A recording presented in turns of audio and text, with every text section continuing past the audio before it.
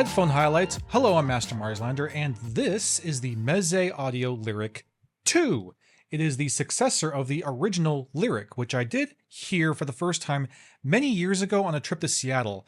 And while my memory of that experience is really fogged today, here several years later, what I can tell you is that at least on paper, the Liric 2 here appears to be an all-around upgrade and improvement from its predecessor. Whatever the case may be, we're going to be taking a look at the Liric pretty closely today, examining its build quality, taking a look at its accessories package, testing out its comfort level, and of course seeing exactly how it sounds. But before we get into any of that, a really quick shout out to Meze Audio for sending the Liric 2 to us for this video. We very much appreciate you.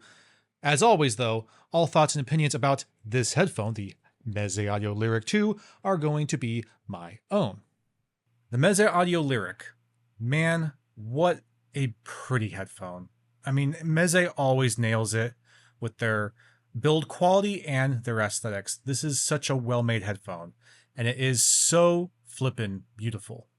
This is natural wood used here on the cups. It is a closeback headphone, a closeback planar, and the wood here is natural Macassar, I believe I'm pronouncing that correctly. Macassar. Ebony wood. And it's lovely. It's milled to perfection. The grain is gorgeous. And the finish on there is this kind of nice semi-gloss matte finish. And it looks fantastic. It just looks fantastic. Besides the wood, we have a magnesium frame. So this ring around the wood, as well as the yoke system here, is magnesium, which is durable, but also very lightweight. On the back of the headphone, if we're looking at it from the back, right here, you'll see left and right markers on the yoke. So left right there, right there. So you have clear identification of the orientation of your drivers. The yoke system then transitions into, we have the little Meze logo right there, into this beautiful copper accent, which of course I love. I love copper and black. So I think this looks beautiful. But yeah, Meze logo that goes in then into the height adjustment. And the height adjustment is just a tension fit. It just moves very smoothly. It's a good firm grip on the bar here, but it does move very, very linearly and smoothly. It feels super premium. It feels great. It's a great height adjustment, and there is plenty of height to work with for just about any head shape and a head size. Going into this headband, the headband is a stainless steel headband that is wrapped with this leather here, and it does subtly right there at the very top say Liric. It does have natural, very nicely done hand stitching here on the edge here. And then on the underside of the headband is some cloth padding for extra comfort, and this padding is great. It does a good job. If you can see there, it's kind of a little bit of a memory foam, it feels like, even a little bit slow moving. So yeah, it's a good amount of padding with just some cloth fabric wrapped around it. So yeah, it's a great headband. No comfort strap, but this headband is shaped and operates almost like a comfort strap itself. The Liric uses dual entry 3.5mm connectors right there. So a very easy to find and easy to use connector. I really do appreciate that. The pads are lovely. They're great. They are a protein leather and they are removable, just kind of a magnet. And there's the, oh man, there's the driver right there. We'll talk about that in a minute, but let's just talk about these pads. So these pads are lovely. They're absolutely lovely. They are soft and plush and squishy. And there is this, I don't know if I'd say it's a memory foam. If it is, it's a very fast moving memory foam, but it's very plush. It's very soft. These pads feel super premium, just like the rest of the headphone. But now let's take a look at this driver. I'm glad we can just show this off right here, because look at that. Oh boy, I love the look of this driver. And I know that's kind of silly, because like, what use is a very aesthetically pleasing driver? But this driver is gorgeous. I'll even throw in a picture up here of what it looks like when it's not in its chassis here. But this driver is a thing of beauty. The engineering on this is wild and really, really impressive. It is a 92mm by 63mm ovoid planar. This is the MZ4 isodynamic hybrid array driver, which employs the Phase X system for improved imaging and minimizing phase distortion. So a lot A lot of R&D and engineering went into this driver. It is a thing of beauty. And if you can appreciate industrial, I don't know, engineering like this, I think this is gorgeous. I think this is so beautiful. The Lyric has 61 ohms of impedance and 100 decibels of sensitivity. And then this entire headphone with the wood, with these gigantic magnets, with the magnesium, with the steel, stainless steel headband, the whole thing weighs in at about 427 grams. As for accessories that come included with your Lyric 2, you get not one, but two cables. The first cable we'll show is this very nice, very kind of simple, but also very elegant at the same time. It's a 3-meter long soft TPE cable. Again, we're showing off those dual entry 3.5 millimeters. I'll zoom in a little bit to show this off a little bit better. As we mentioned, it has those dual entry 3.5 millimeter connectors, which are labeled LNR right there on the connecting end. And it has that same kind of coppery accent that we have on the yoke system here, which I think is lovely. I think it's beautiful. I love this color scheme. It is just kind of a rubberized cable. It's very soft. It comes down to this Y splitter here, which does have the Meze logo just kind of on there subtly. Looks great.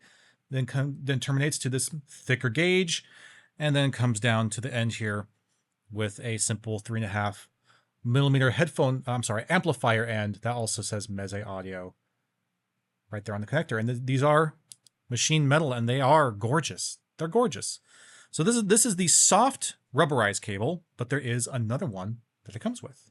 The second cable is this. This is a 1.3 meter long braided Furukawa PCU HD copper cable with a 4.4 millimeter balanced termination. I'll zoom in again to give you a closer look. So for our headphone connectors here, again, 3.5 millimeter, but they're longer connecting terminations here, and they are marked red and blue for left and right, which is very, very pretty. I love the way that looks. And it does say Meze Audio there along the edge. Just a very, very nice, very high quality metal connector, which then comes into this braid. Looks like a 4-weave braid on either end that then comes down to the Y-split, which similarly to the other cable is just subtly labeled and marked right there with the Meze logo.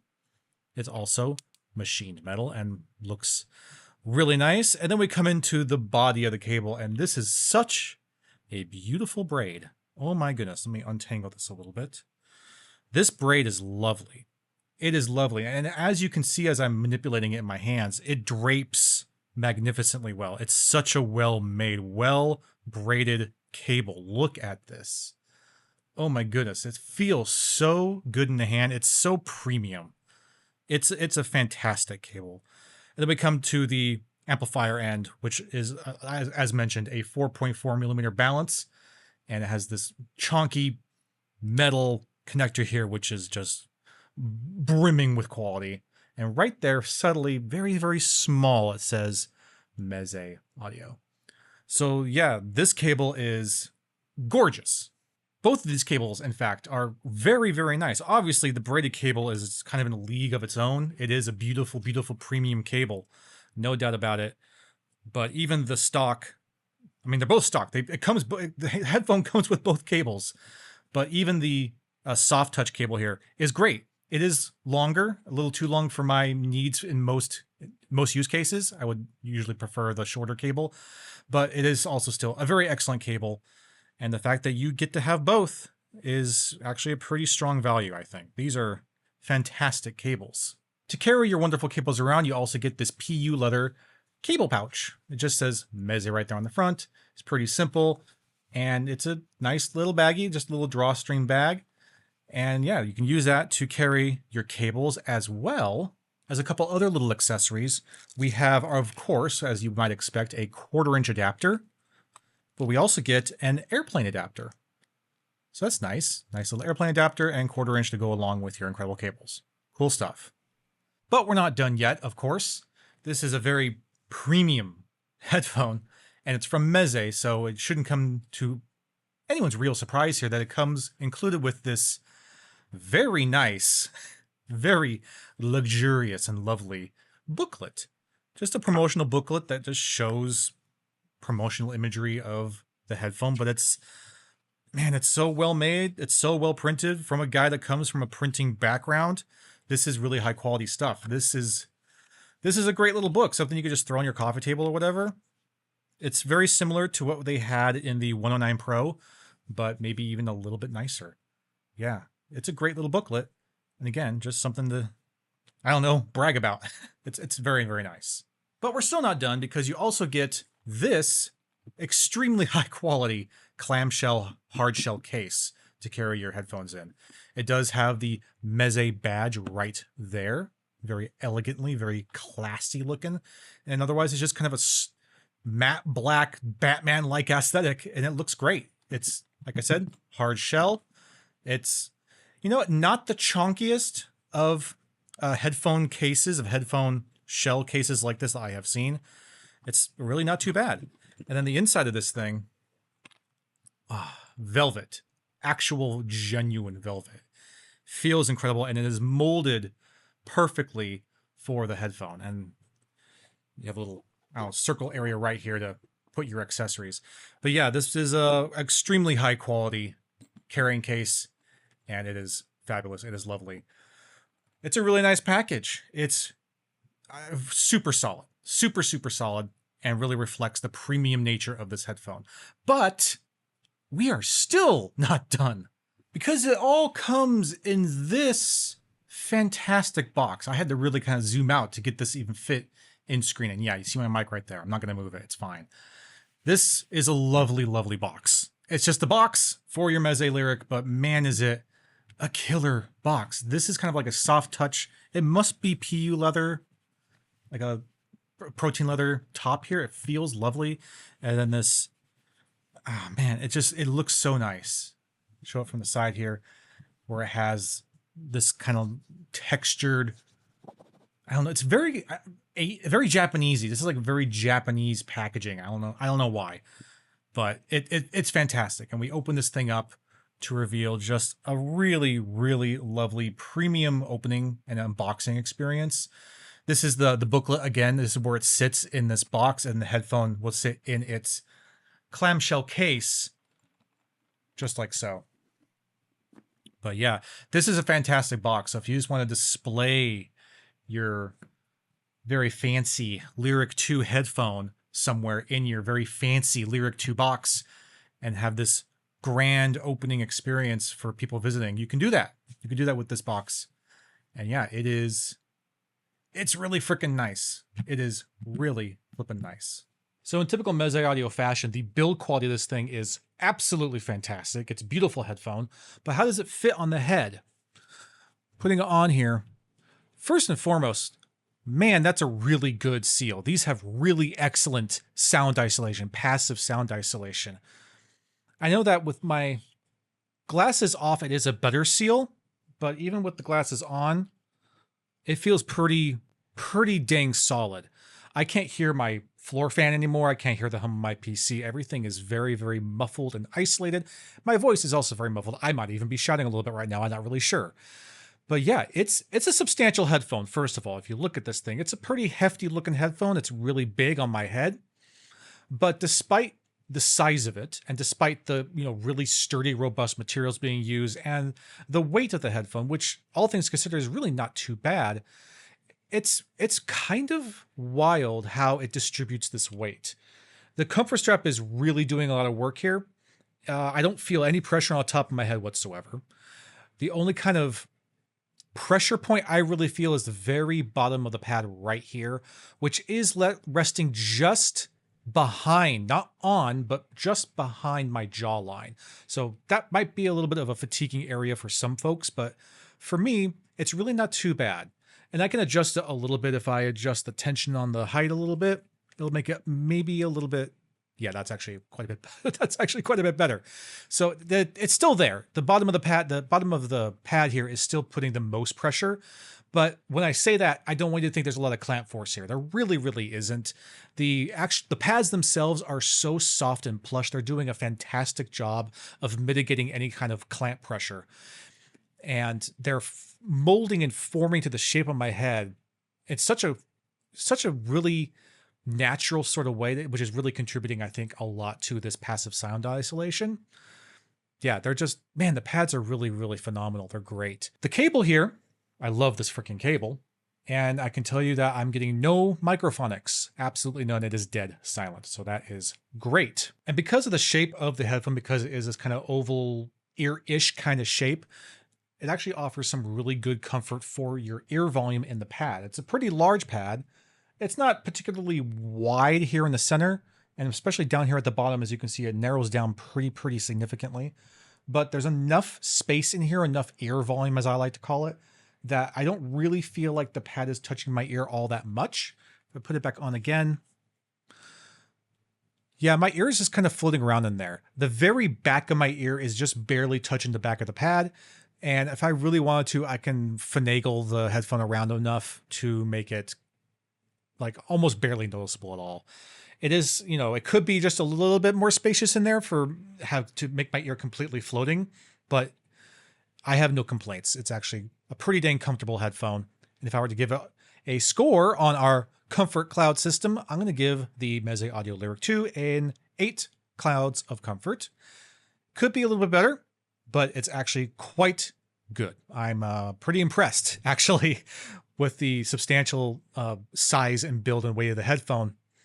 It feels freaking great. So now let's talk sound performance for the Liric 2. First and foremost, it can hit sub bass. It has some pretty decent sub bass extension, and I would almost say it's a fairly accurate, like pretty dang accurate sub bass, and that's why it might feel a little bit on the subtle end. It can hit deep, but it's not overly present and overly explosive sort of sub bass, and will really only hit the lowest notes for tracks that really push for those really low notes. Likewise, the mid bass is really kept on a leash. It can get punchy and thwompy, but it's pretty well controlled. It's pretty well kept in its range, where I don't feel like it's really bleeding all that much into your mid range and getting kind of overstaying its welcome and oversaturating the rest of the frequency range. Now, for some people, they might say that, oh, this Liric 2 is maybe a little bit too bass light, especially if you're a bass head.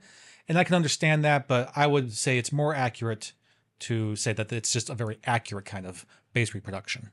The mid-range feels pretty smooth and chillaxed. There's some pretty good, precise instrument separation that's happening here. We'll talk more about imaging with this headphone.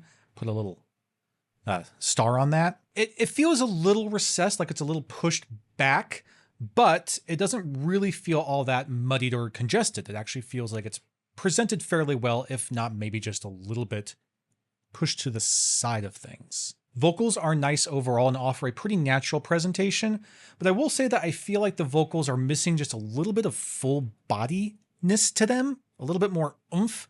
They just feel a little bit light, and sometimes, depending on the track, maybe even a little bit metallic, but those kind of rare situations. Going up into the higher frequencies, your high mids and your treble, is where things start to get kind of interesting with this headphone, where things start to either be a hit or miss for most people, I think.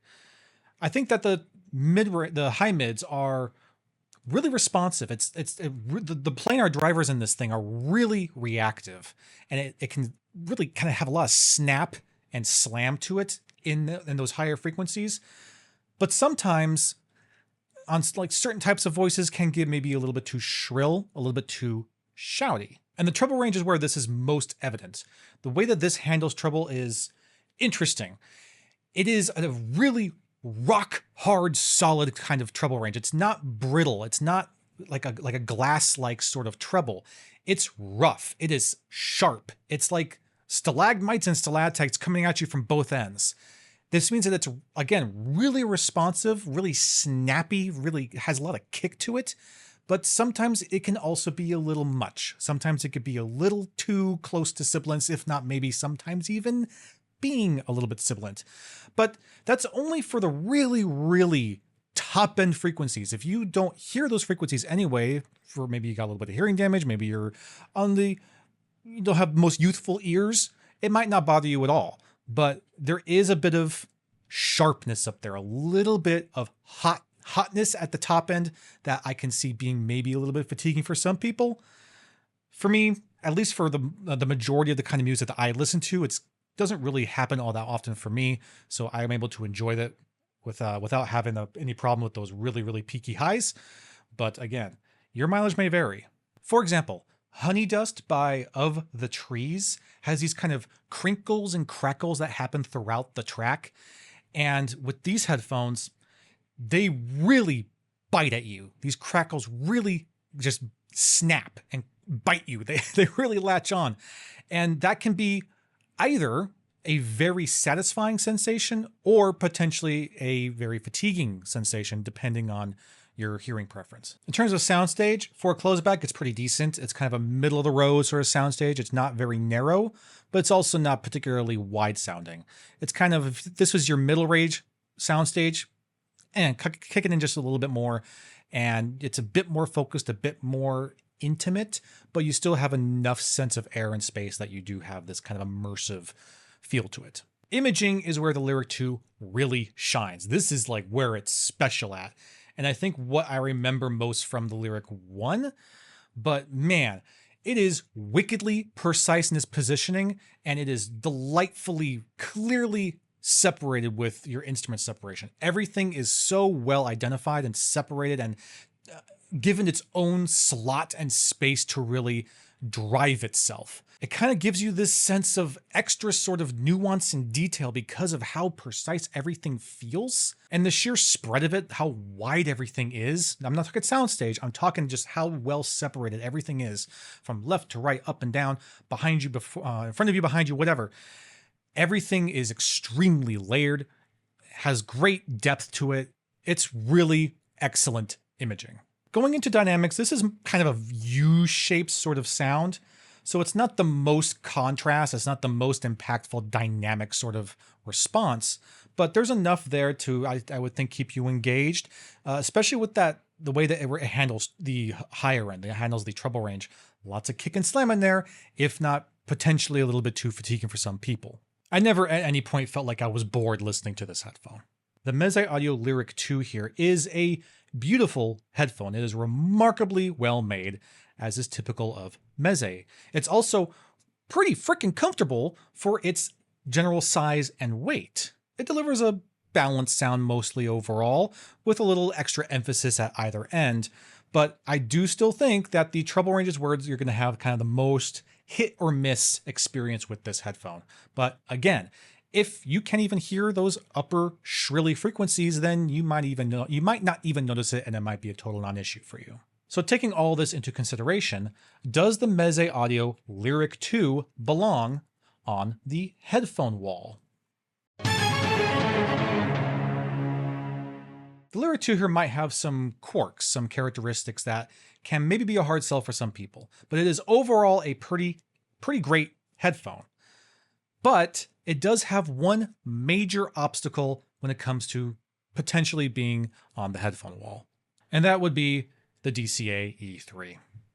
Simply put, the Lyric 2 is much more technical, much more precise, and offers much better tuning than the Lyric 2. And it's also even a more musical sound than the Lyric 2, which is quite surprising when you're going up against a Meze headphone. And for a $2,000 closeback planar headphone, the E3 just still reigns supreme.